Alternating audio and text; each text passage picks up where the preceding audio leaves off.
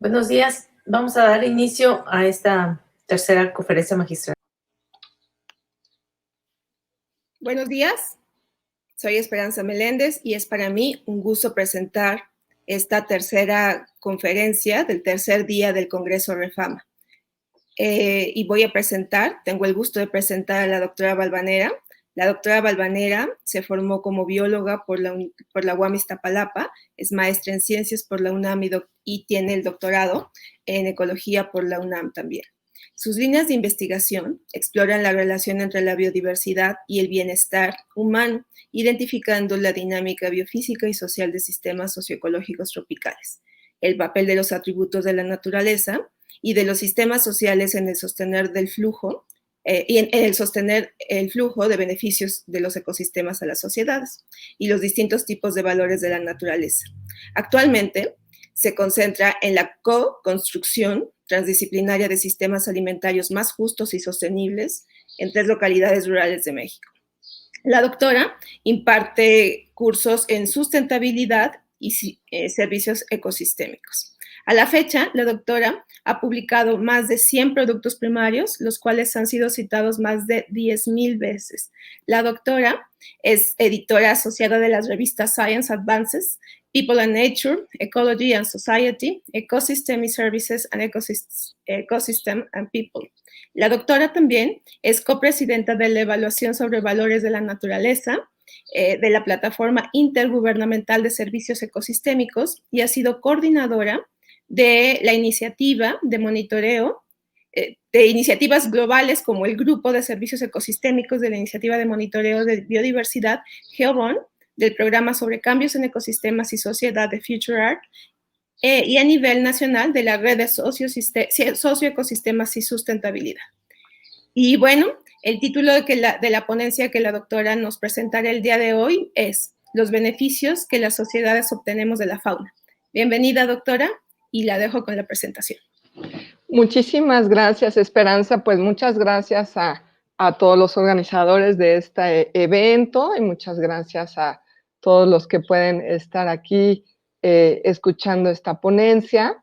Pues es un gran honor para mí poder estar en contacto con todos ustedes y platicarles acerca de este tema de las contribuciones de la fauna para las personas. Voy a poner el modo presentación. Entonces, bueno, pues para empezar a entrar en el tema, vamos a pensar, digamos, a lo mejor algunos de ustedes están acabando de desayunar o desayunando frente a la computadora con esto del COVID, a lo mejor todavía en pijama. Y pensemos simplemente ahorita, en este momento, y en lo que poquitas horas que llevo despierta o minutos que llevo despierta o despierto en este día, ¿qué tan importante es la fauna en el bienestar que estoy experimentando o malestar que estoy experimentando ahorita? Por ejemplo, yo puedo pensar que ahorita, por ejemplo, estoy en Oaxaca y la biodiversidad está tremenda, entonces tengo un problemón con las cucarachas y con las hormigas. Entonces puedo pensar, no, bueno, sí, las contribuciones de la naturaleza no son muy felices, ¿no? Pero también puedo pensar cómo hoy en la mañana me desayuné un té, unos huevitos, entonces pues ahí hay fauna de por medio. El hecho, estoy escuchando los cantos de las aves mientras platico con ustedes y esto me da mucha felicidad. En fin, podemos cada uno hacer un análisis propio de cómo la fauna que nos rodea, ya sea que la veamos o no las veamos, porque a veces puede estar muy lejos y no por eso no impactar el bienestar que estoy sintiendo en este momento. Entonces, bueno, vamos a hablar de este tema, de estas contribuciones. Para empezar, quisiera definir el término, ¿no? ¿Qué son las contribuciones de la naturaleza para las personas? pues de una forma muy coloquial, ya se los presenté con el ejemplo, pero bueno, este concepto viene de la literatura sobre servicios ecosistémicos y el concepto pues ha tenido un impacto enorme tanto en la literatura científica como en la toma de decisiones, en el diseño de políticas públicas. Y digamos, la definición más, hay algunas cuantas un poco más tempranas, pero realmente la definición ampliamente usada más temprana es la de Gretchen Daily. Y esta definición nos habla de las condiciones y procesos. Interesante, nos habla de condiciones, por ejemplo, calidad del agua o temperatura del aire, procesos, es decir, pues todos los procesos como son interacciones bióticas o ciclos biogeoquímicos, que a través de los ecosistemas naturales, eso es súper interesante, o sea, en las definiciones tempranas de servicios ecosistémicos, el concepto surge desde la comunidad de conservacionistas que están muy preocupados por la incapacidad de transmitir mensajes acerca de la importancia de la conservación y, y entonces se enfocan en los beneficios o servicios que ofrecen los ecosistemas naturales. Después esta visión fue cambiando dramáticamente para incluir pues todos los ecosistemas, ¿no? Un ecosistema agrícola nos ofrece también beneficios, igual que lo hace un bosque en las faldas del Iztaccíhuatl o del Popocatépetl. Entonces, son los ecosistemas naturales y las especies que los conforman, entonces ahí se vuelve muy importante especies específicas, y llegaremos al tema de la fauna, que sostienen y nutren a la vida humana.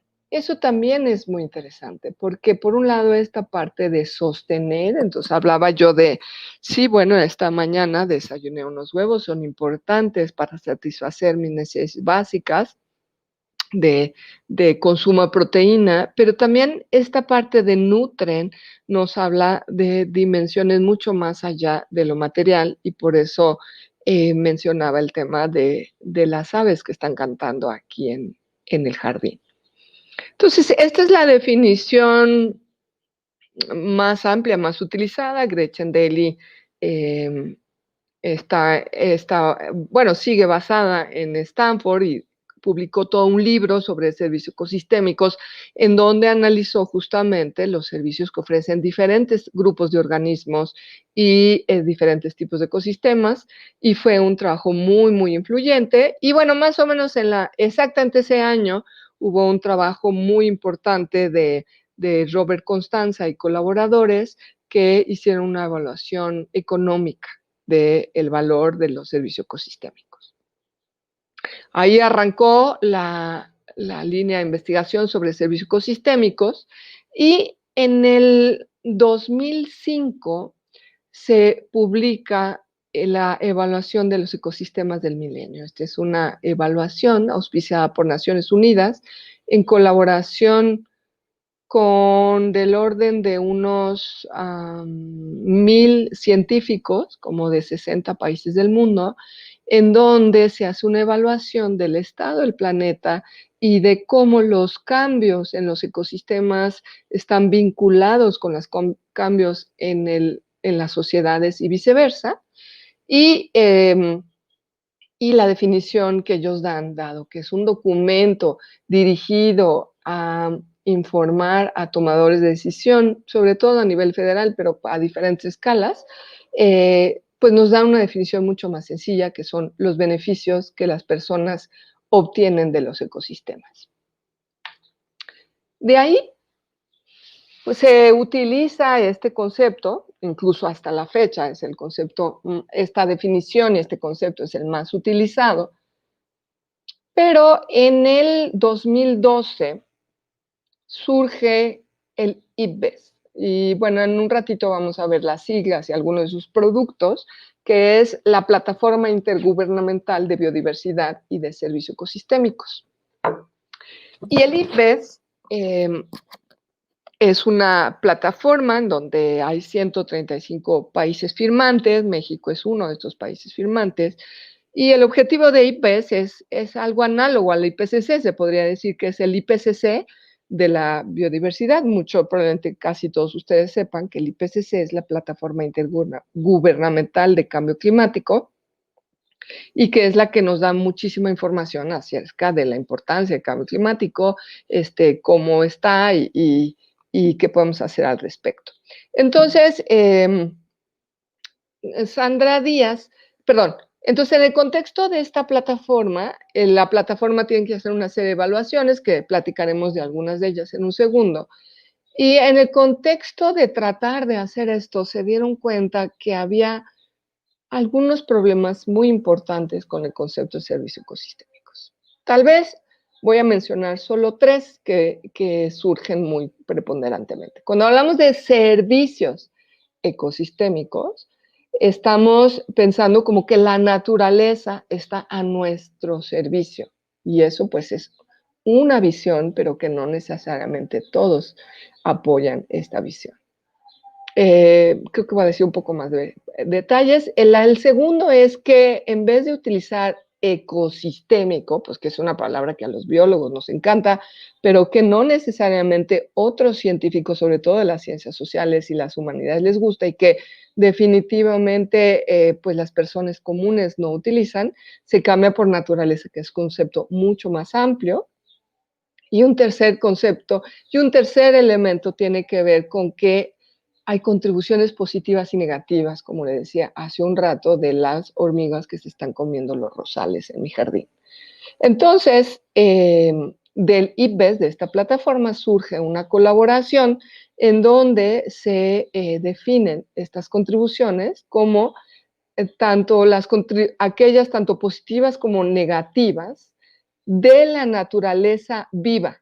Y ahí le faltó el paréntesis, es decir, los organismos, los ecosistemas, sus procesos ecológicos y evolutivos, y ahí cerraría el paréntesis, a la calidad de vida para las personas. En este diagrama podemos ver mejor la evolución del concepto. No, parece que no ven mi cursor, entonces se los voy a ir contando. Si ustedes ven hasta la izquierda, son las ideas de el MA, o sea, la evaluación de los ecosistemas del milenio. Entonces, esta evaluación considera hasta arriba, en la caja hasta arriba, los ecosistemas. En la caja en medio identifica 4 tipos de servicios ecosistémicos, que son los de soporte o de sustento, los de regulación, los culturales y de provisión, y hasta abajo el bienestar humano. El IPBES, cuando se crea, una de sus primeras tareas es generar un marco conceptual. Y entonces en este marco conceptual identifica los vínculos entre la naturaleza, las contribuciones de la naturaleza para las personas y la buena calidad de vida. Entonces, lo que podemos ver como lo que en la evaluación con sistemas del milenio eran los servicios de soporte, por un lado pasan a ser naturaleza y tener un papel mucho más prominente en IPBES, pero también pasan a formar parte de los servicios de regulación. Por otro lado, los servicios culturales al principio están ahí, pero causan mucha incomodidad y ahorita vamos porque pues a un antropólogo te diría cómo la cultura es un servicio y los servicios de provisión se quedan ahí por lo pronto. Y fíjense cómo, y bueno, tanto en calidad de vida como naturaleza, como en servicios de los ecosistemas, fíjense cómo hay letras en verde y letras en blanco, porque esta evaluación analiza el hecho de que tenemos diferentes conceptualizaciones de lo que es la naturaleza y de cómo nos vinculamos. Entonces, en verde son las palabras que utilizamos, digamos, en el ámbito científico, ¿no? La biodiversidad y servicios ecosistémicos o el bienestar humano. Y en azul están las otras visiones que de acuerdo al contexto cultural específico que nos encontramos, por ejemplo, los beneficios de la naturaleza para las personas se pueden llamar regalos de la naturaleza o pueden tener todo tipo de nombres. Entonces, en la última columna vemos entonces cómo el concepto de contribuciones de la naturaleza para las personas, que es el que vamos a estar utilizando en esta plática, pero que en realidad, a pesar de que sí ha habido alguna discusión en la literatura sobre las diferencias, en este momento los voy a utilizar como sinónimos. Pero sí quisiera tener muy claro esta última columna, ¿no? De cómo conceptualizamos. Entonces, tenemos hasta arriba la caja de naturaleza, biodiversidad y servicios ecosistémicos, o algunos le llaman madre tierra, en fin, hay, dependiendo del contexto que nos encontramos. Luego están las contribuciones de la naturaleza para las personas, y aquí está este gradiente de azul a verde. O sea, hay un cierto lenguaje que utilizamos en las publicaciones científicas, en las plataformas intergubernamentales, para comunicarnos en diferentes contextos y necesitamos tener una palabra que todos entendamos. Pero si nosotros vamos a cualquier lugar de México, un lugar en Oaxaca, o en la costa de Jalisco, o en Michoacán, hay una perspectiva específica de ese contexto que nos hace pensar en estas contribuciones de otra forma. Bueno, el chiste es que dentro de este contexto se habla de 3 categorías que son muy parecidas a las que se habían realizado al principio, pero si se fijan las flechitas, lo que dice es que son categorías no excluyentes y que se tocan unas a otras, y queda como contribuciones de regulación, contribuciones no materiales, más que culturales, y contribuciones materiales. Y ahorita vamos a la definición. Y todo esto embebido en, si ustedes ven hasta la derecha, en un cierto contexto cultural específico.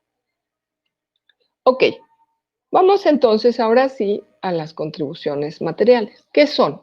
Bueno, pues son todas estas sustancias, objetos, etcétera, elementos materiales de la naturaleza que consumimos físicamente y que sostienen pues nuestra existencia física y que pues son digamos, los capitales base del desarrollo de toda una actividad económica en los países, ¿no?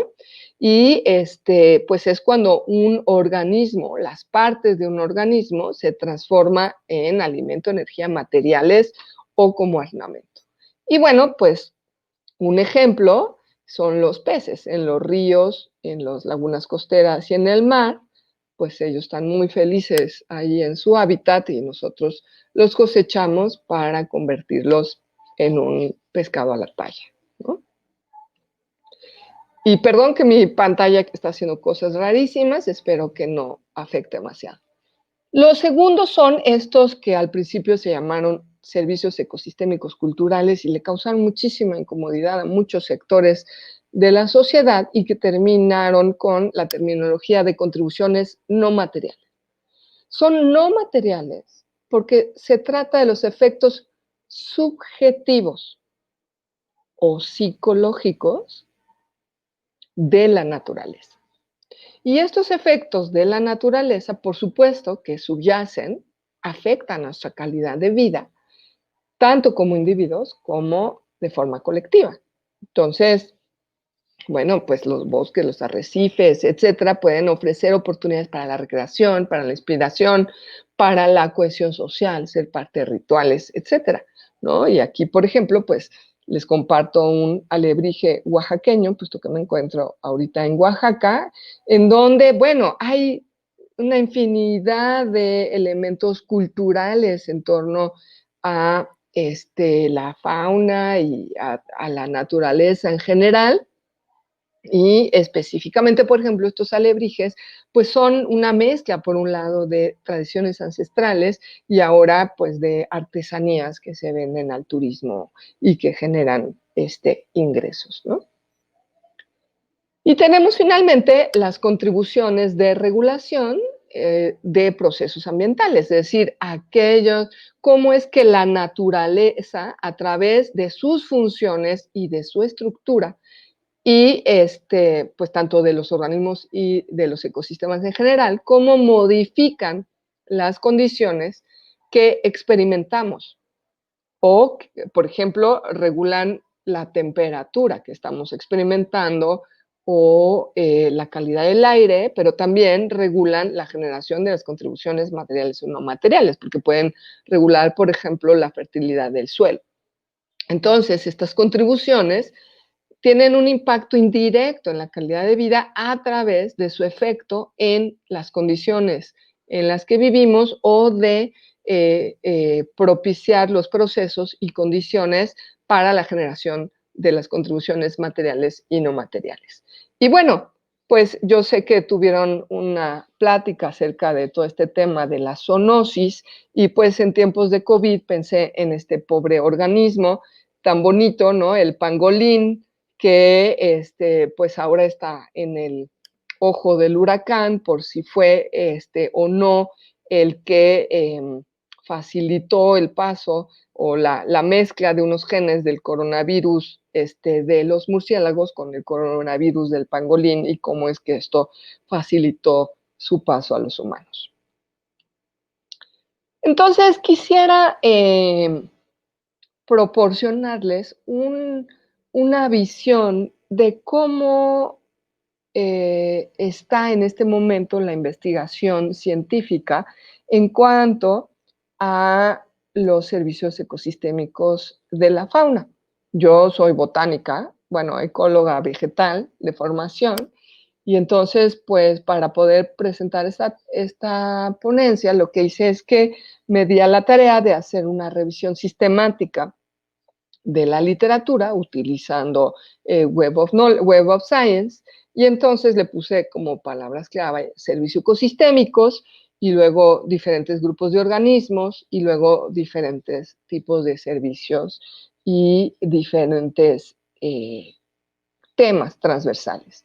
Y se los voy a ir presentando. Una cosa importante que sí quisiera notar es que esto no fue más que un análisis a bote pronto, es decir, yo noté que al poner las palabras clave, los artículos que la plataforma me mostraba no siempre eran exactamente lo que yo estaba buscando, pero eso implicaría muchísimo más tiempo el limpiar lo que resulta de una búsqueda con palabras clave para ir realmente a los temas. Entonces yo me quedé simplemente en el primer tema y lo que reporto son número de artículos y también les quiero compartir más adelante algunas investigaciones que me parecen muy pertinentes para ilustrar cómo es que se da la investigación en este tema. Bueno, esto es una búsqueda donde la palabra hasta arriba, no, este es número, todos los títulos tienen todos los mismos, y aquí la palabra de búsqueda fue servicios ecosistémicos. Claro, le hubiera podido poner contribuciones de la naturaleza para las personas, pero se imaginarán que si el artículo fue publicado en 2017, pues no vamos a encontrar muchos. Entonces me fui a lo práctico. Fíjense cómo todas las diapositivas que les voy a mostrar de aquí en adelante tienen en el eje X los años, empezando en 1970 y claro, bueno, acabando en 2030, todavía no hemos llegado, por lo tanto no llegamos hasta ahí. Y es muy importante que se fijen en el eje Y. En el eje Y es el número de publicaciones, que la gran mayoría son artículos que nos reporta Web of Science para ese conjunto de palabras clave. Fíjense cómo unas cosas importantes. Aquí vemos que es justamente que la investigación en servicios ecosistémicos empieza en 1980, empieza a utilizarse estas palabras, pero realmente empieza a despegar la línea de la base una vez que se publica los artículos de Gretchen Daily, el libro de Gretchen Daily y el artículo de Constanza, y ven cómo el 2005, que es la fecha de publicación de la evaluación de ecosistemas del milenio, es realmente el punto de inflexión de donde hay un crecimiento exponencial de publicaciones en este tema, y por supuesto que 2020 pues sale más bajito porque todavía no termina. Fíjense cómo estamos hablando de casi 7,000 artículos por año en este tema. Ok, ahora vemos. Y si le pongo fauna, y bueno, le puse fauna más un montón de grupos que van a ir viendo para que los capture todos, porque a lo mejor no todo el mundo utiliza esa palabra. Fíjense cómo es una proporción muchísimo menor. Ay, mi compu está haciendo cosas raras, pero bueno, esperemos que nos deje trabajar. Vemos que estamos hablando de menos, bueno, alrededor del 10% de los artículos en servicios ecosistémicos son sobre fauna. ¿Por qué? Bueno, pues una primer parte, y que no necesariamente es cierto, pero es que muchos de los que nos dedicamos a servicios ecosistémicos somos ecólogos vegetales. Pero eso no necesariamente es cierto porque la mismísima Gretchen Daily, ella hizo su tesis doctoral sobre, ¿cómo se llaman los moths en español? Las palomillas, ¿no? Entonces, ella es zoóloga y ahora hace investigación sobre temas de polinización y regulación de plagas. Entonces, eso no es tampoco la respuesta. Mi opinión no es más que una opinión que no tengo sustentada así ahorita, bote pronto, pero que sí podría encontrar evidencias, es que es porque somos muy comodinos. O sea, y ahorita al rato que veamos los ejemplos, van a ver por qué. Es muchísimo más fácil ir a un bosque, medir los diámetros, el área basal, diámetro a la altura del pecho, y con eso calcular el área basal de todas las plantas leñosas, y con eso estimar biomasa en pie, y con eso estimar potenciales almacenes de carbono, que estudiar realmente todas las interacciones bióticas que tienen que ver con la regulación de plagas o manipular estos organismos. Entonces, para mí esto es un elemento, pero bueno, es también una oportunidad para todos ustedes que les interese el tema. Ay, otra vez. Bueno, entonces, mientras nos deje mi computadora, seguimos. Entonces, ahora vamos a ir viendo para diferentes grupos y los ordené en orden decreciente de número de artículos, y bueno, cuando ya había muy poquitos, pues sí los dejé en la búsqueda, pero ya no se los voy a presentar, ¿no? Entonces, peces, que es el tema, que es el grupo de organismos que salió como más prominente. Estamos hablando de 350 artículos por año sobre el tema. Y bueno, claro, o sea, los peces son una base fundamental de nuestra dieta, pero bueno, también son tema tremendo de preocupación, ¿no? O sea, los peces no son importantísimos para la dieta, sino para cuestiones ornamentales, para cuestiones de ecoturismo, etcétera. Pero todos sabemos que los peces en los cuerpos de agua continental están en situación trágica, porque más del 70% de los cuerpos de agua continentales han desaparecido, y en el mar pues estamos pescando a los organismos tope de la cadena trófica, como lo muestra esta caricatura, y pues nos está quedando una parte muy sesgada de los peces en esta cadena trófica. Entonces surge la pregunta, ¿qué tanto impacto estamos teniendo sobre los servicios ecosistémicos que nos ofrecen los peces? Siguiente grupo, las aves. Las aves, si estamos hablando de 180, alrededor de 180 artículos por año, ahora para el 2019, sobre el tema. Y claro, otra vez. Pues las aves cumplen muchísimas funciones, ¿no? Son hermosísimas, nos dan tranquilidad, son polinizadoras, dispersoras de semillas, carroñeras, etcétera. Y aquí les pongo una caricatura de se me olvidó poner la cita, perdón, es un artículo de Sean Sergioluco, algo así, en el 2005, en Trends in Ecology and Evolution, quien muy tempranamente, de hecho él fue alumno de Gretchen Daily, y él muy tempranamente puso en relieve la importancia de los servicios ecosistémicos que ofrece la fauna y cómo con estas flechitas tachadas ven qué pasa cuando hay defaunación, cuando hay pérdida de estos organismos. Lo que es muy importante notar con base a este ejemplo es que no es lo mismo hacer un artículo especulativo acerca de los potenciales impactos de las aves o de la fauna en general a realmente tener datos. Y eso es un reto enorme y por eso ha tomado muchos años. Si ustedes ven la curva, pues ha crecido muy rápidamente de cómo de verdad estar tomando los datos en campo o hacer modelos espaciales para mostrar esto de una manera robusta. Otra vez, la computadora no está de humor esta mañana. Ok, siguiente grupo, los artrópodos. Entonces, claro, estamos hablando de un montón de grupos y aquí me van a reprobar porque no soy zoóloga, pero bueno, estamos hablando, por supuesto, de insectos, lepidópteros, de libélulas, de crustáceos, en fin, de un montón de organismos. Y aquí tenemos una hermosa foto de una libélula. Y bueno, sobre la importancia me voy a enfocar en los insectos. Estos son datos del IPBES, de esta plataforma intergubernamental, del informe global que salió en 2019, en donde reportan que de las 5 millones de especies de insectos, el 10% está en peligro de extinción.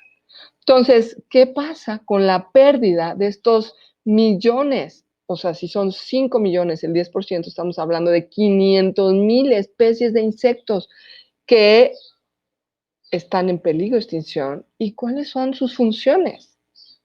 Otro ejemplo, muchos de ustedes han de ser muy jóvenes y a lo mejor no les impacta tanto esta imagen que les voy a dar, pero para las no tan jóvenes les va a impactar. Como por ejemplo cuando era niña, recuerdo haber cruzado el lago de Cuitzeo en un auto con mi papá y en menos de un minuto el parabrisas estaba negro de mosquitos. Recorran ahora el lago de Cuitzeo y no hay ni un solo mosquito en su parabrisas. O sea, no solo se están perdiendo las especies, sino que las abundancias de las poblaciones están bajando dramáticamente. ¿Eso qué impacto va a tener en las contribuciones que nos dan estos grupos? Siguiente tema, los corales. Bueno, aquí estamos hablando del orden de 130 artículos sobre el tema por año. ¡Ay! Excelente. Por supuesto que pues, los arrecifes coralinos ofrecen una diversidad enorme de funciones y servicios. Sabemos que, bueno, toda la parte recreativa, ecoturística, pero además son el hábitat en donde las primeras etapas de los peces crecen y luego se van al resto del mar. Un montón de productos medicinales y para las industrias se obtienen de ahí, etcétera, ¿no?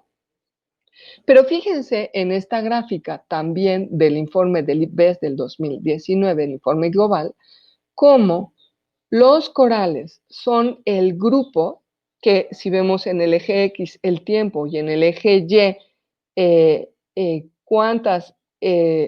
Y cómo se ve las condiciones de sobrevivencia de las especies en la lista roja, se ve cómo está cayendo. O sea, de acuerdo con la lista roja, la condición de los corales está empeorando muy dramáticamente y mucho más rápido que la de otros grupos de organismos, y en particular de la fauna. No quiere la computadora el día de hoy, pero seguimos intentando. Mamíferos. Los mamíferos, los servicios, las contribuciones de la naturaleza o servicios que ofrecen los mamíferos, está bajando, tiene menos artículos, estamos hablando, sin embargo, como de 70 artículos por año. Bueno, por supuesto, ¿no? O sea, los mamíferos juegan un papel súper importante en distintos niveles de la cadena trófica, ser súper importantes para la identidad de nuestras culturas etcétera, ¿no? Pero bueno, todos sabemos que hay una pérdida enorme de estos organismos y sobre todo de aquellos que se encuentran en las partes superiores de la cadena trófica también. Anfibios. Anfibios ya hay mucho menos publicaciones. Estamos hablando del orden de 25 artículos por año. Y bueno, pues los anfibios son importantísimos, ¿no? Reguladores de insectos, organismos que juegan funciones súper importantes, por ejemplo, en los cuerpos de agua, como nuestro querido ajolote. Pero fíjense cómo en esta gráfica también del reporte de IPBES del 2019, si nosotros vemos en el eje X los años y en el eje Y el porcentaje acumulado de especies que se han extinguido, pues esto está creciendo a una velocidad impresionantísima desde 1900 para todos los organismos, pero muy especialmente para los anfibios. Ok, me podría seguir con otros grupos, pero ya tienen menos y menos publicaciones y no lo quiero hacer eterno. Entonces ahora quisiera ir a más bien un análisis temático por tipo de contribuciones de la naturaleza o de servicios ecosistémicos y algunos temas transversales. Suelo. Esto es el servicio o función que surgió más claramente. Por supuesto, estamos hablando de funciones que tienen que ver con generación de suelo y por lo tanto oferta de la fertilidad, de la estructura del suelo y del mantenimiento de esta fertilidad, que es un servicio o contribución de regulación importantísima para toda la actividad agrícola o forestal. Entonces, aquí cambio el formato y más bien les voy a platicar de algunos ejemplos de investigaciones que se están haciendo sobre este tema. Por ejemplo, me llamó la atención porque tienen un análisis muy bonito, por un lado, a la izquierda, de los factores que determinan la capacidad de la fauna de ofrecer estas contribuciones o servicios. Entonces, tiene que ver, por ejemplo, en este caso específico, y cambia dependiendo de la escala, ¿no? Cosas que operan a escala regional hasta a escala muy local. Hay un gradiente de transformación, ustedes que están en un congreso de fauna antrópica, un gradiente de antropización. Está, por supuesto, también los aspectos vinculados con las características del jardín, ¿no? Cómo es manejado, si es grande o es chico, qué especies hay, etcétera. Y luego, pues, escala de cada parcelita específico, pues, qué tipo de suelo, o si se encuentra en qué parte topográficamente, ¿no?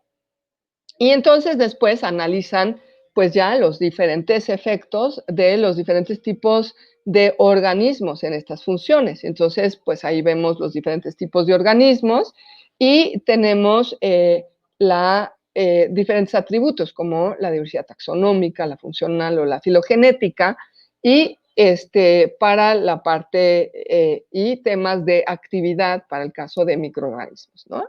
Y bueno, y algunas cosas metodológicas en donde pues lo que hacen es ver todas las funciones, por supuesto, de reciclaje de nutrientes, etcétera, en donde pues se ponen en unas mallitas experimentales diferentes tipos de tratamientos y se va viendo tasas de descomposición, por ejemplo. Siguiente tema de polinización, pues ese es un tema muy taquillero, ¿no? En donde tenemos del orden de unos 100 artículos por año. Y aquí les quise traer justamente el papel preponderante que ha jugado IPBES, esta plataforma intergubernamental de biodiversidad y servicios ecosistémicos, en todo el tema de servicios ecosistémicos, pero en particular para el tema de polinizadores.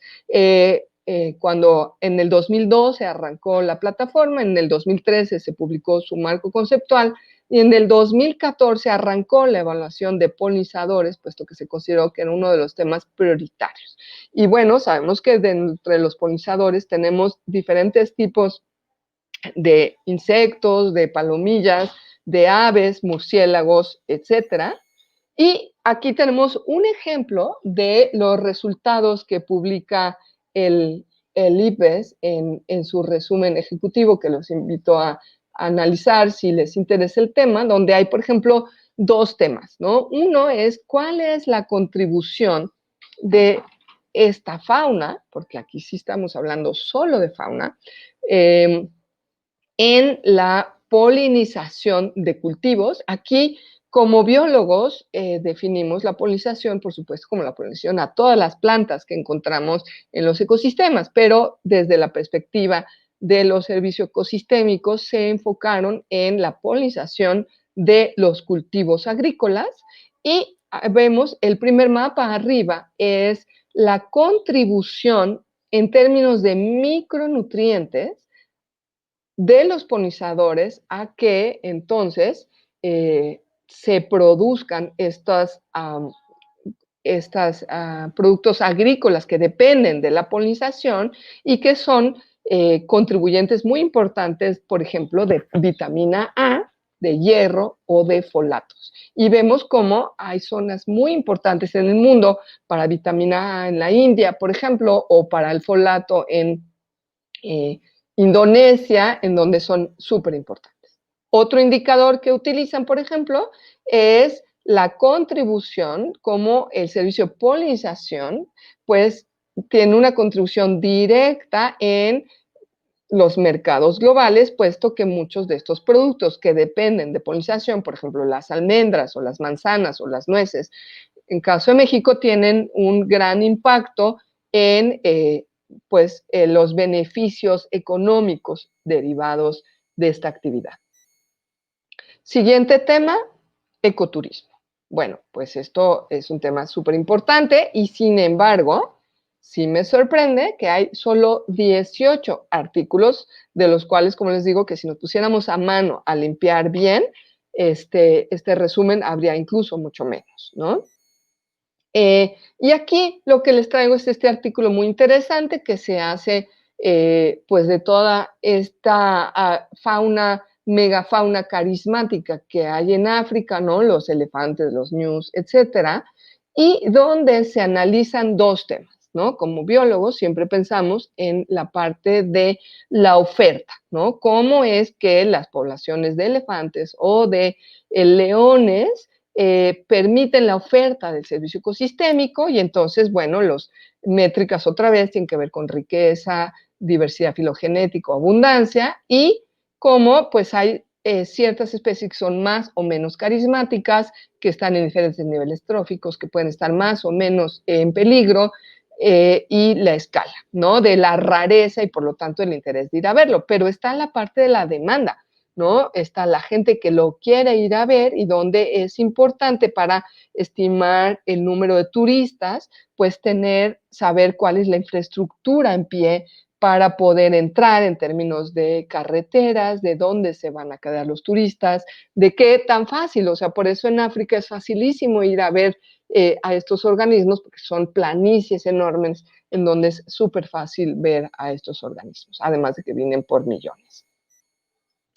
Siguiente tema ampliamente estudiado, pero ojo, ya nada más estamos hablando de 18 o 17 publicaciones por año, es regulación de plagas agrícolas, ¿no? Y aquí es donde empieza a ponerse color de hormiga, literal, puesto que estamos hablando de hormigas. La cosa es mucho más complicado y este es un excelente ejemplo de por qué no le hemos entrado los que somos muy comodinos, los botánicos, los que pues nada más vamos y tomamos un dato y nos regresamos. Fíjense cómo este trabajo del equipo de Van der Meer lo que trata de analizar es el papel de regulación de plagas asociadas al café. Entonces, a la izquierda abajo tenemos la foto del café y sabemos pues que el tema fundamental es que hay organismos que se comen, el fruto rojo, pues que es de donde sacamos justamente el café.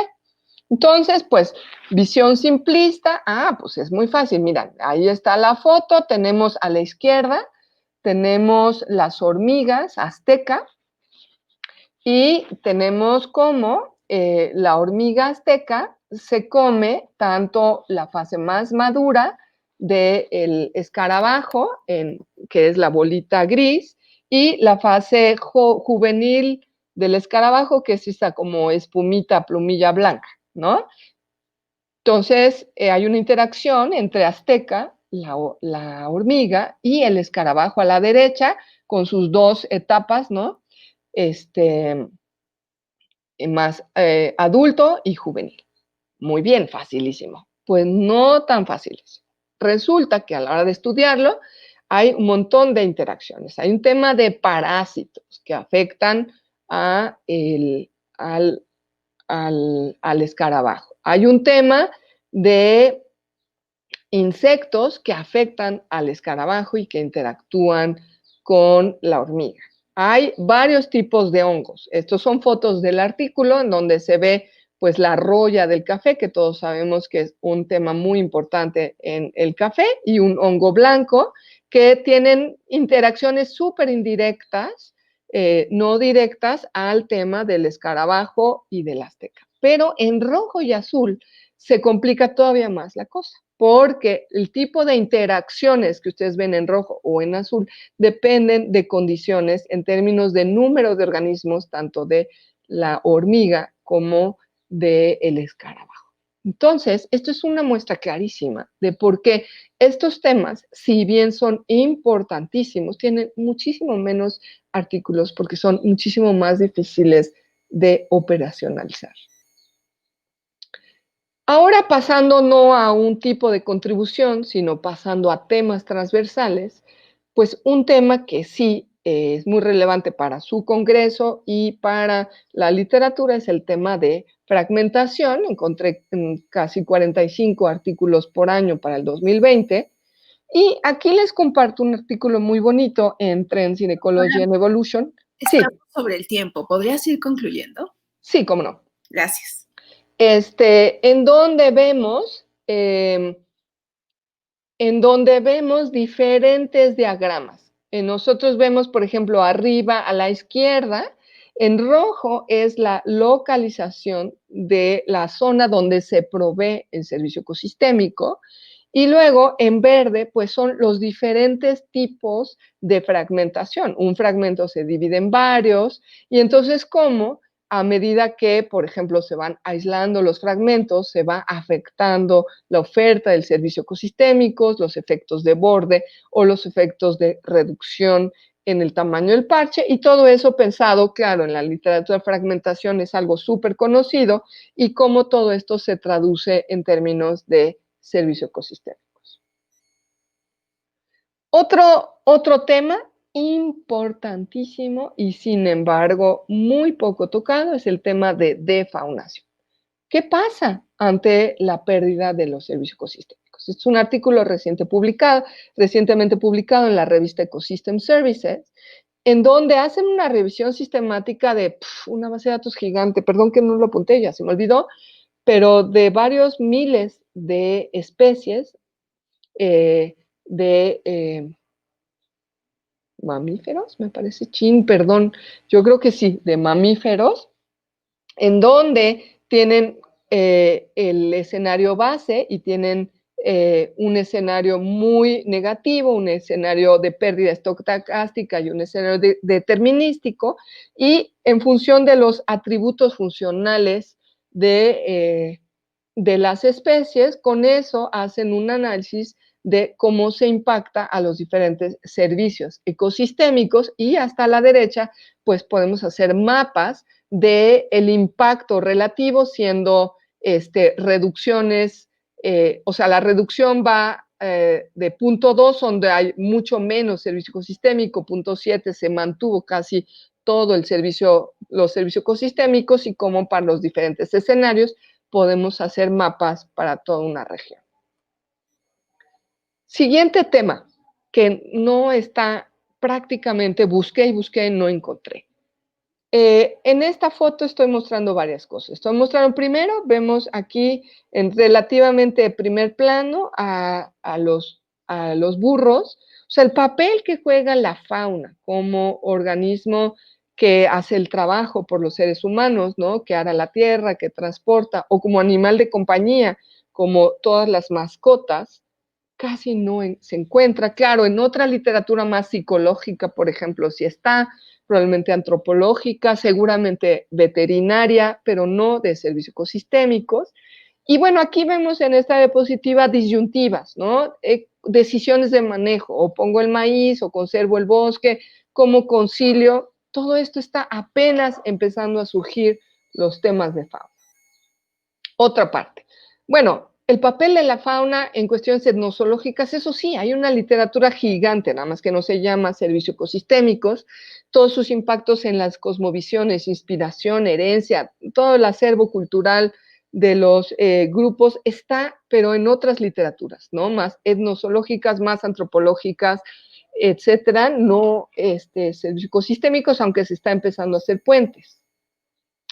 Aquí tenía unas diapositivas sobre consecuencias sociales de los cambios en la diversidad, que me voy a ir relativamente rápido. Esto es igual, son resultados del IPBES, donde vamos a ver si las tendencias son a la baja o al alta, y si están bien o mal establecidos.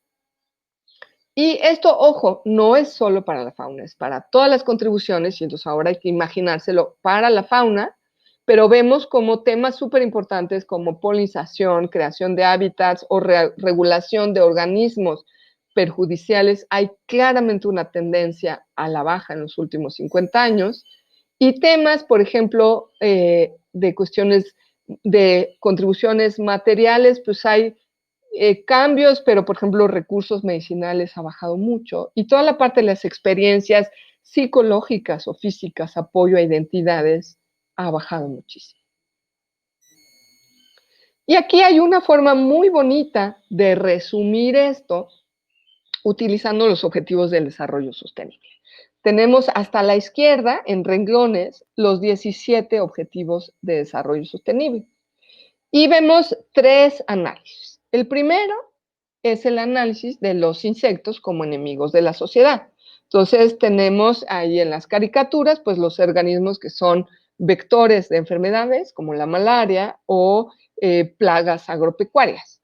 Entonces, claro, hay una serie de entendimientos de qué son, cómo regularlos, y estos, por supuesto, afectan a temas de pobreza, de seguridad alimentaria y de salud. Pero hay todo otro tema en la segunda columna del centro en verde de los insectos como aliados. Entonces tenemos el tema de los polinizadores, de los depredadores de regulación de plagas, como estuvimos platicando, o de los que reciclan materia orgánica, también estuvimos platicando. Y vean cómo estos tienen que ver con los objetivos de desarrollo sostenible de, por supuesto, seguridad alimentaria, de salud, pero ahora también de agua limpia y de mantenimiento del agua, de la vida, tanto en la tierra como en el aire. Y finalmente, tenemos uno más que tiene que ver con pues colaboraciones entre la academia y la sociedad de los insectos, que tienen que ver con otras visiones, ¿no? Los organismos como fuentes de proteína, ¿no? Como en el caso de los chapulines, puesto que estoy aquí en Oaxaca, pues esto lo desayuné hace ratito, de hecho. Pues manejar mejor los depredadores y el papel de los, pues de todo tipo de organismos para inspirar diferentes visiones, y cómo desde esta visión, pues ya tenemos impactos en casi todos, o de hecho todos los objetivos de desarrollo sostenible. Muy bien, en síntesis. Espero haberlos convencido a lo largo de esta plática que la fauna ofrece contribuciones muy importantes para todos y cada uno de nosotros, para nuestro país, para nuestras familias, para diferentes grupos de la sociedad. Sin embargo, les estuve mostrando cómo sabemos relativamente poco, o sea, de esta vastísima literatura sobre servicios ecosistémicos, es pequeñísima la fracción de literatura sobre fauna. Ahora, ustedes lo saben muy bien y les mostré evidencias de cómo la fauna se está perdiendo a velocidades espeluznantes. Y lo que está sucediendo es que una vez que los perdemos, nos percatamos, ¡ah! ¡Qué barbaridad! Eran importantísimos los polinizadores. O sea, nos está ganando el ritmo de la pérdida a darnos cuenta cuáles son estas contribuciones. Entonces, esto, pues sí, nos pone ante un dilema, ante una cosa muy impactante, pero también nos abre una enorme oportunidad. Y todos ustedes que están escuchando esta ponencia podrían entonces darse a la tarea. Hay muchísimas oportunidades de investigación en este tema que algunos de ustedes podían aprovechar. Oye, perdón, otra vez mi compu. Con esto me despido y les agradezco muchísimo su atención y espero que esto les sirva para hacer una reflexión sobre cuánto todos estos organismos que están en la foto, que están aquí afuera, rodeándolos. En mi caso acaba de pasar un colibrí hermosísimo y están cantando otras aves que no sé cómo se llaman, pero que están padrísimas. Espero que esto les permita reflexionar sobre la importancia de las contribuciones de la naturaleza para las personas de la fauna. Muchas gracias. Muchas gracias, doctora Valvanera, por esta visión tan global de los beneficios que las sociedades obtenemos de la fauna. Vamos a pasar a las preguntas que tenemos y nos preguntan. Te agradecen también la charla y te dicen que es muy interesante y te preguntan, ¿crees que hay una disyuntiva entre la valoración económica de los servicios ecosistémicos y su conservación? No, o sea, de hecho, toda la motivación de iniciar el campo de servicios ecosistémicos fue su conservación. La motivación de la plataforma intergubernamental, de la evaluación de los ecosistemas del milenio, era la conservación de la biodiversidad a través de mostrar sus impactos en las personas. La motivación del IPES, de la plataforma intergubernamental de biodiversidad y servicios ecosistémicos, es la de conservar la biodiversidad. Entonces, la valoración, ya sea económica, ya sea biofísica, ya sea impactos en salud, impactos en producción agropecuaria, impactos en la parte que vimos de los micronutrientes, son herramientas para mostrar la importancia de la conservación de la fauna y de la naturaleza en general. Gracias, doctora. Ana Delfín te pregunta que dónde puede buscar tus artículos. Pues yo tengo una página web, pones mi nombre y ahí sale y ahí puedes buscar mis artículos con mucho gusto. Miguel Munguía te pregunta, Patti, ¿servicios ecosistémicos versus servicios ambientales? Uy, para mí esa ya es una discusión superada. Pues para mí son exactamente lo mismo. Lo que pasa es que nos estamos dirigiendo a diferentes audiencias. Entonces, si nosotros hablamos que hay una Secretaría de Medio Ambiente, entonces se genera un esquema de pagos por servicios ambientales. En cambio, si nosotros estamos hablando de un científico ecosistemólogo, pues entonces hablamos de servicios ecosistémicos. Depende con quién hablamos. Lo mismo te diría para el uso de servicios ecosistémicos o contribuciones de la naturaleza para las personas. Muchos pensamos, yo personalmente pienso que tiene muchas ventajas el nuevo concepto, pero no nos tenemos que quedar entrampados en las diferencias, sino ser muy asertivos y pensar con qué comunidad nos estamos comunicando y qué concepto le va a hacer de mayor beneficio. Por ejemplo, si nosotros hablamos con ONGs que llevan 15 años tratar de posicionar en su agenda el tema de servicios ecosistémicos, no les vamos a decir, no, cambia, ya no es. No, o sea, eso pues habla de servicios ecosistémicos. Pero si nosotros estamos hablando de audiencias que están incómodas con el concepto de servicios, que están incómodas con el tema de ecosistémico, que quieren ver otras cosas, pues con ellos hablas de contribuciones de la naturaleza para las personas. Muy bien, además de felicitaciones, te preguntan, ¿qué nos dices brevemente del efecto de dilución en las ciudades proporcionado como un servicio por la fauna silvestre? Ejemplo, reservorios de enfermedades como los mamíferos. Sí, bueno, ese no entré porque pues yo creo que los especialistas como Gerardo Susán pues ya hablaron, ¿no? No es mi especialidad, o sea, realmente no sé cuál es la pregunta, o sea, yo creo que claramente hay evidencias muy claras, pues que los cambios em, en la abundancia de los organismos en diferentes partes, en diferentes posiciones en las cadenas tróficas y además la preponderancia de organismos vectores de enfermedades como ratas, ratones, etcétera, pues está provocando problemas y por lo tanto hay una pérdida del servicio de regulación, por supuesto, ¿no? Claro.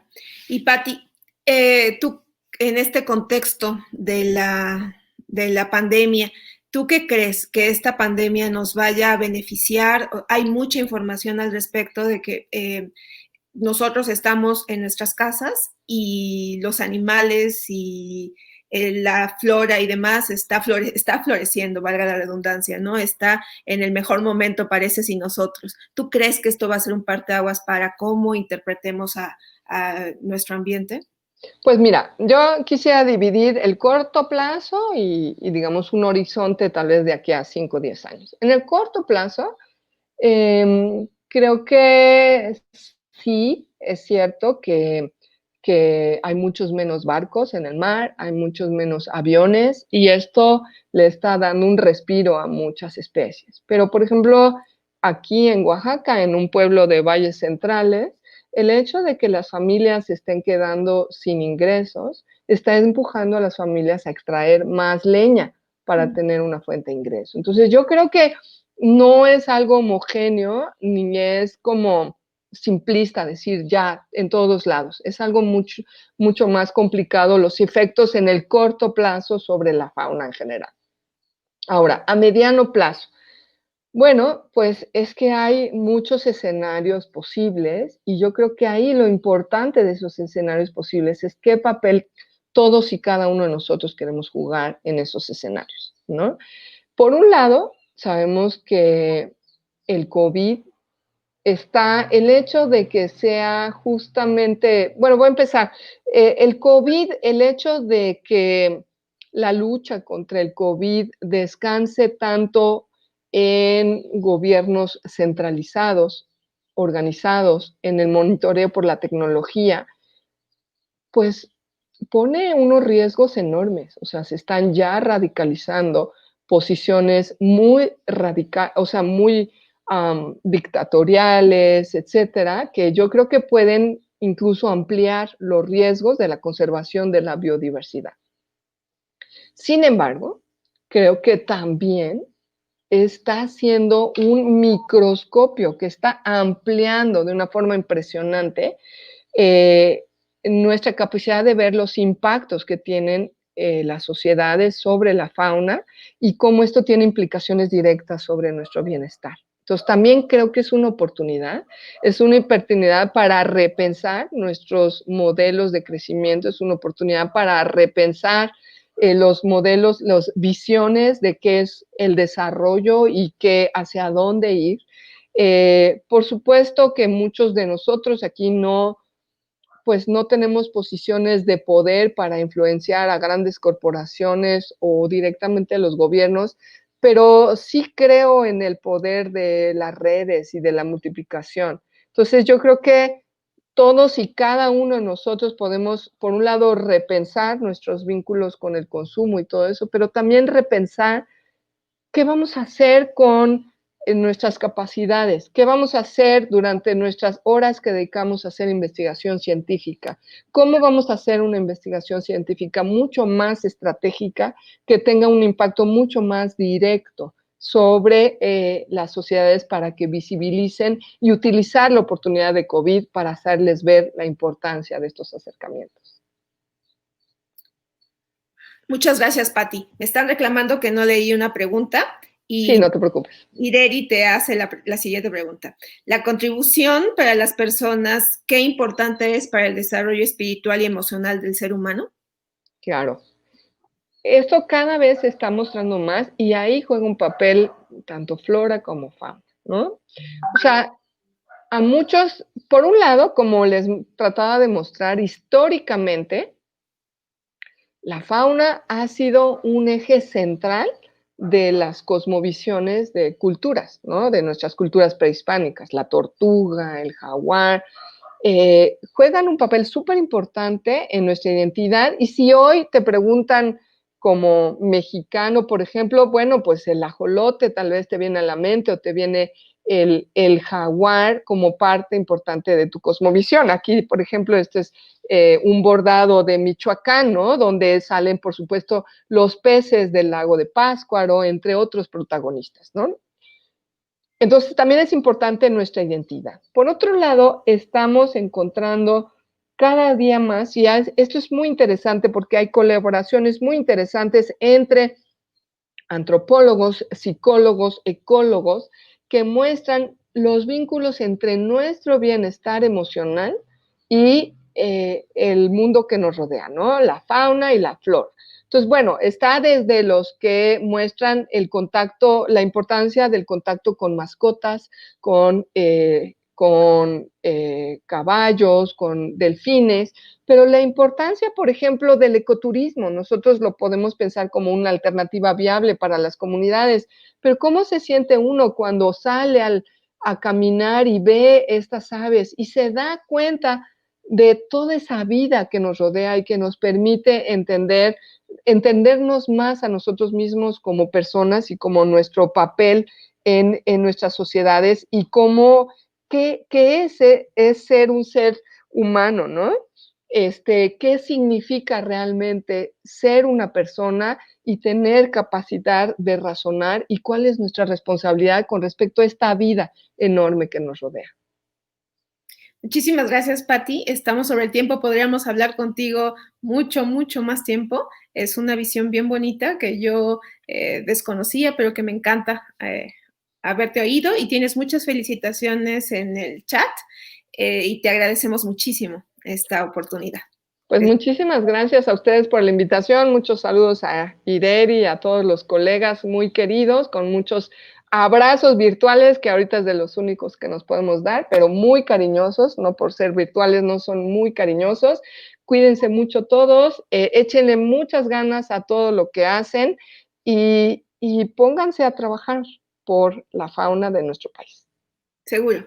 Mil gracias, Pati. Les recuerdo, por favor, a todos los participantes que se dirijan a las salas. Empezamos en punto de las 10:15. Muchas gracias a todos. Muchas gracias, que estén muy bien. Un gusto.